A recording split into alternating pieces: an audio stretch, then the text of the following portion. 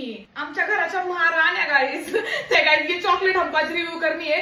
Dairy milk ची Dubai chocolate guys limited edition finally मेरे को भेटलेली आहे गाइस। अभी ना तुम दोनों सामने का, ठीक है? ये चॉकलेट वर्थ इट है कि नहीं गाइस? पहले हम इसको फोड़ते हैं, रुको जरा। एस्थेटिकनेस हमारे में नहीं है गाइस।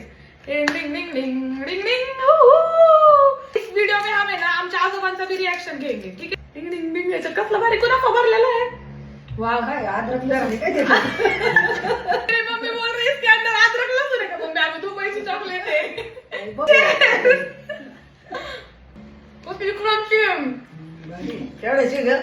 500 550 रुपयाची। हा एवढा महिनाभर पगार बी मिळत नव्हता भाऊला आणि तू 500 रुपयाचं एक टायमाला खाते काय?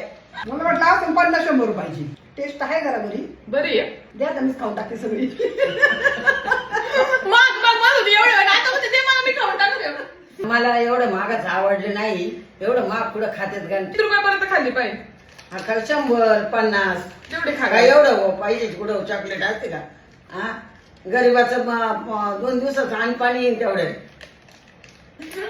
शून्यातून वर आलेली कंपनी आहे गाय, त्यामुळे त्यांना अशी व्हॅल्यू असते। काही खाल्लं तुला गुस्स होते. आमची आई काय म्हणते ते काही खाल्लं तरी गुस होत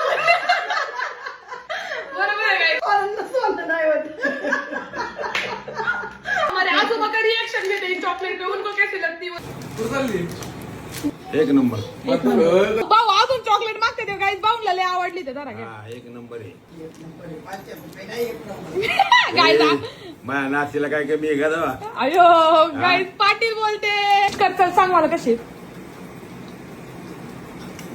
दाखव बरं थोडं. थोडी थोडी तर राखी सपोशी